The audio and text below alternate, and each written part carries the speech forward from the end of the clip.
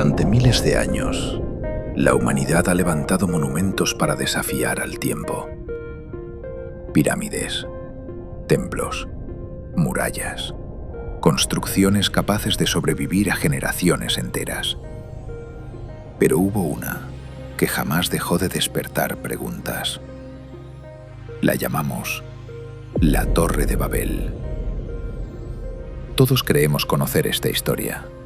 Una torre, un desafío contra Dios, la confusión de las lenguas y una humanidad dispersada por toda la tierra. Pero, ¿y si esa no fuera toda la historia? ¿Y si la torre nunca hubiera sido la verdadera protagonista? Desde hace siglos, historiadores, arqueólogos y estudiosos de la Biblia intentan responder a una misma pregunta. ¿Qué ocurrió realmente en Babel?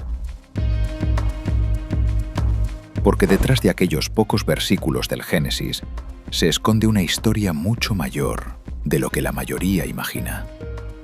Una historia que ha sobrevivido durante miles de años, que ha inspirado a artistas, escritores, imperios y civilizaciones enteras. Hoy, gracias a la arqueología, a las antiguas ciudades de Mesopotamia y a décadas de investigación, sabemos mucho más que las generaciones que nos precedieron. Pero también hemos descubierto algo inesperado. Muchas de las imágenes que todos tenemos en la cabeza no proceden del relato bíblico, sino de siglos de tradición. La verdadera historia de Babel no comienza con una torre. Comienza con un mundo completamente distinto al nuestro. Un mundo en el que toda la humanidad hablaba una sola lengua. Para comprender qué ocurrió realmente, debemos viajar miles de años hacia el pasado, hasta un tiempo en el que las aguas del diluvio ya habían desaparecido y una nueva civilización estaba a punto de cambiar para siempre la historia de la humanidad.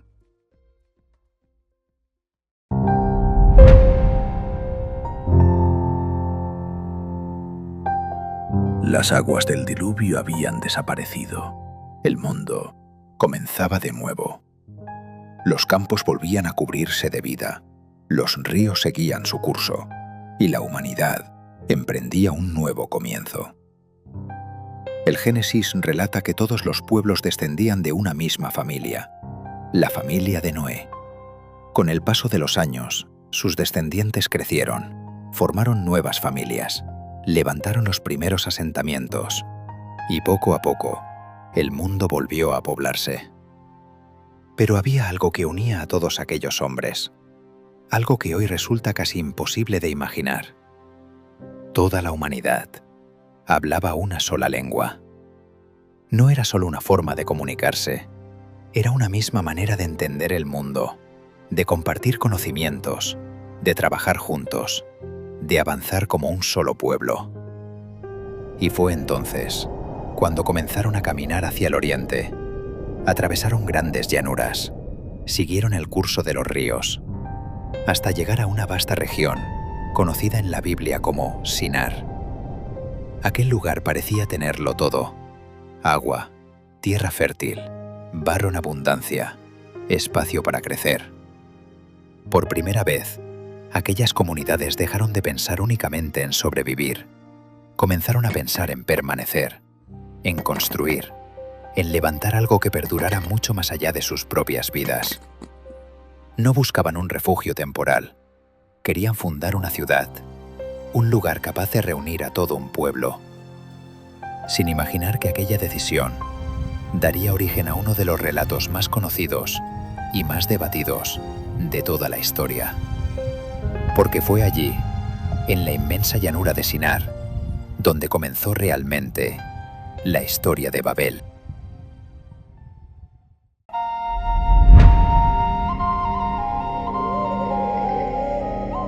Toda gran civilización nace el día en que decide dejar de caminar y empezar a construir.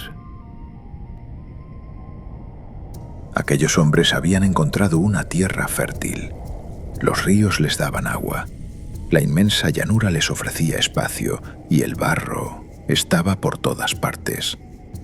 Por primera vez, tenían la oportunidad de levantar algo que sobreviviera a sus propias vidas. Pero había un problema. En aquella región, la piedra apenas existía. Si querían construir una gran ciudad, debían encontrar otra solución. Y la encontraron bajo sus propios pies. El barro se transformó en ladrillos, el fuego les dio resistencia, y el betún, que brotaba de la propia tierra, unió cada pieza como un poderoso mortero. Con aquellos materiales, Mesopotamia comenzó a cambiar.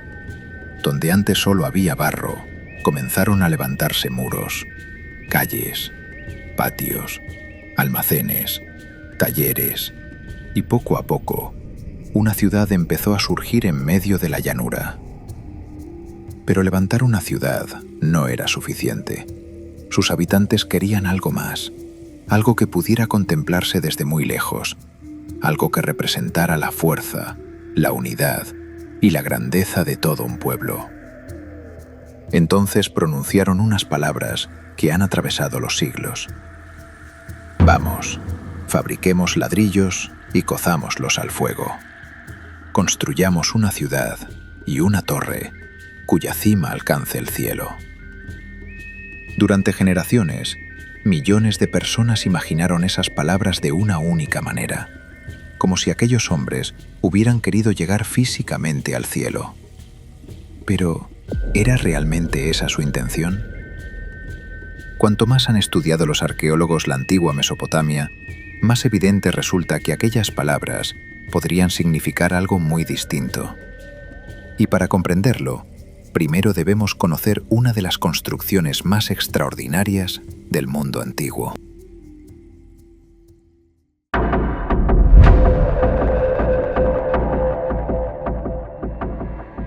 Construyamos una ciudad y una torre cuya cima alcance el cielo. Durante siglos, estas palabras se interpretaron de una forma muy sencilla, como el intento de unos hombres por llegar físicamente hasta el cielo. Pero el mundo antiguo no pensaba como nosotros. En Mesopotamia existían construcciones capaces de dominar el horizonte durante kilómetros.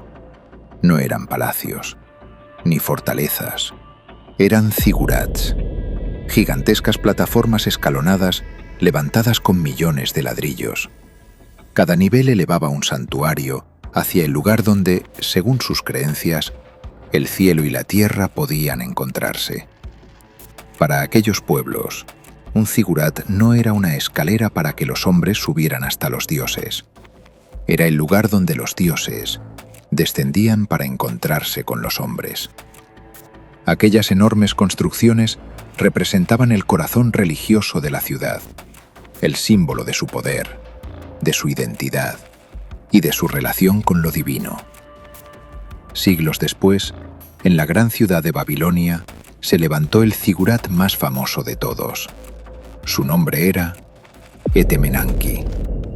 En lengua acadia significaba la casa del fundamento del cielo y de la tierra. Con más de 90 metros de altura, debió de ser una de las construcciones más impresionantes del mundo antiguo, elevándose sobre la inmensa llanura mesopotámica.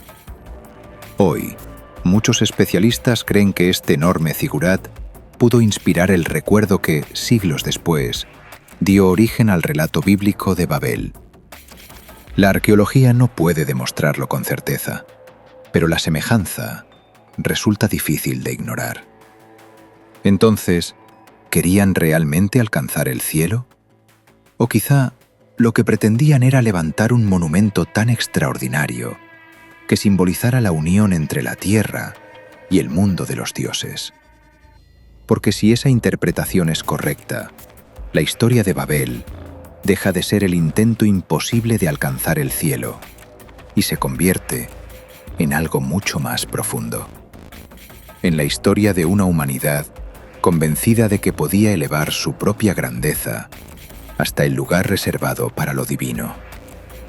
Y entonces, Cuando aquella ciudad parecía destinada a no dejar de crecer, el relato del Génesis nos dice que Dios descendió.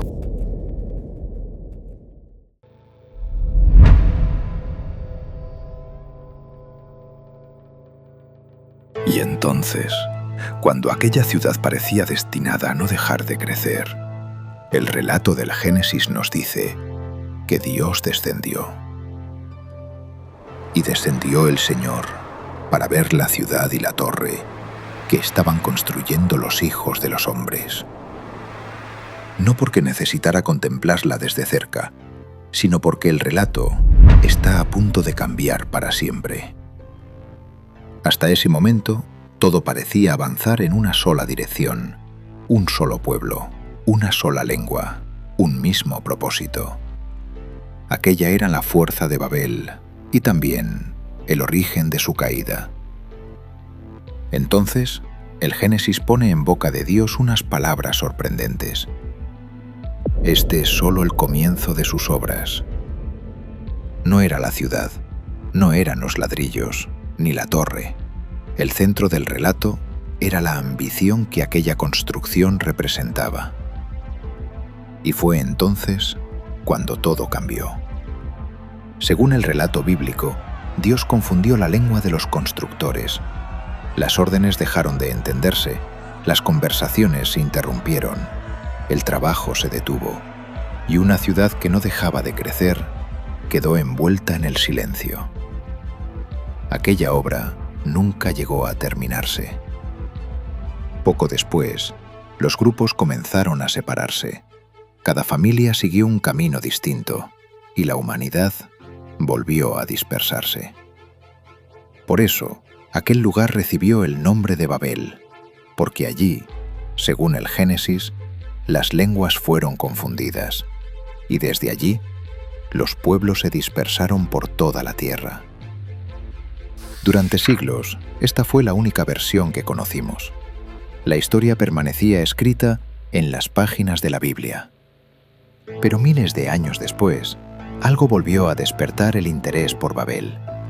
No fue un nuevo manuscrito, ni una tradición olvidada. Fueron las excavaciones arqueológicas las que comenzaron a sacar a la luz los restos de una de las ciudades más extraordinarias del mundo antiguo. Y bajo la arena de Babilonia aparecieron vestigios capaces de reabrir un debate que continúa hasta nuestros días.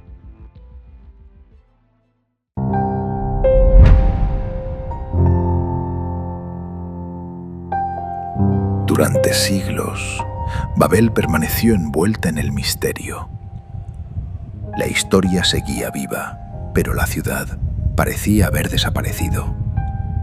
El paso del tiempo, las guerras y la arena habían borrado casi todas sus huellas. Hasta que, a finales del siglo XIX, un grupo de arqueólogos decidió buscar la antigua Babilonia. Entre ellos destacaba un nombre, Robert Koldewey. Durante casi 20 años, dirigió una de las excavaciones arqueológicas más importantes jamás realizadas en Mesopotamia. Bajo toneladas de arena, la antigua Babilonia comenzó a despertar. Primero aparecieron las murallas, después los templos, las grandes puertas monumentales, los palacios, y poco a poco, una ciudad que el mundo había dado por perdida, volvió a ver la luz. Entonces, aparecieron también los restos de una enorme estructura escalonada, muy cerca del lugar donde las antiguas fuentes situaban el Etemenanki. Hoy, solo permanecen sus cimientos, pero las excavaciones, los textos antiguos y las reconstrucciones arqueológicas permiten imaginar la extraordinaria magnitud que tuvo en otro tiempo. ¿Era aquella construcción la auténtica Torre de Babel? La respuesta más honesta es que no lo sabemos. La arqueología demuestra que el Etemenanki existió.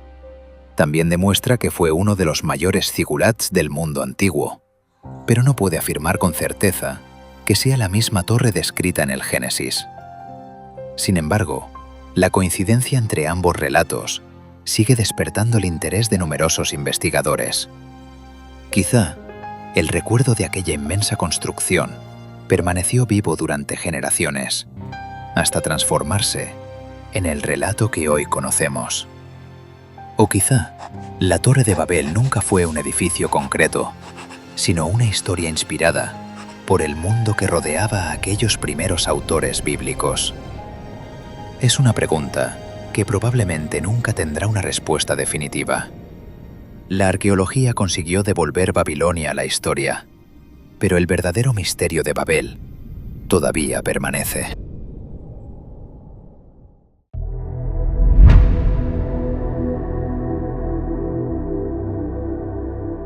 Han pasado miles de años. La ciudad desapareció, la torre quedó reducida a ruinas y el viento terminó cubriendo con arena lo que un día fue el orgullo de toda una civilización. Pero hay algo que el tiempo nunca consiguió enterrar: la historia de Babel. Porque las ciudades desaparecen, los imperios caen, las lenguas cambian y las generaciones se suceden unas a otras. Pero las grandes preguntas permanecen. Quizá por eso seguimos hablando de Babel, no por la altura de una torre, ni por el tamaño de una ciudad, sino por lo que aquella historia representa: el deseo de construir, de dejar una huella, de alcanzar aquello que parece imposible. La arqueología ha recuperado parte de aquel mundo. La historia nos ha ayudado a comprender su contexto, y el relato bíblico ha conservado una de las narraciones más influyentes de toda la humanidad. Nunca sabremos con absoluta certeza cuánto hay de historia y cuánto de memoria en la Torre de Babel. Pero quizá esa no sea la pregunta más importante. La verdadera pregunta es por qué, miles de años después, seguimos necesitando contar esta historia. Porque en el fondo, Babel nunca habló solamente de una torre. Habló del ser humano, de sus sueños, de su ambición, de sus límites.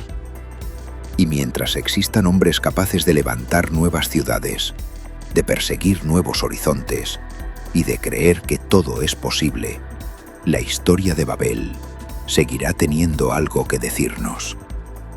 Porque las construcciones más grandes terminan convirtiéndose en ruinas, pero las ideas son capaces de atravesar los siglos. Y quizá esa fue siempre la verdadera Torre de Babel. Suscríbete a Archivo Sagrado. Todavía nos quedan muchos misterios por explorar. Hasta el próximo documental.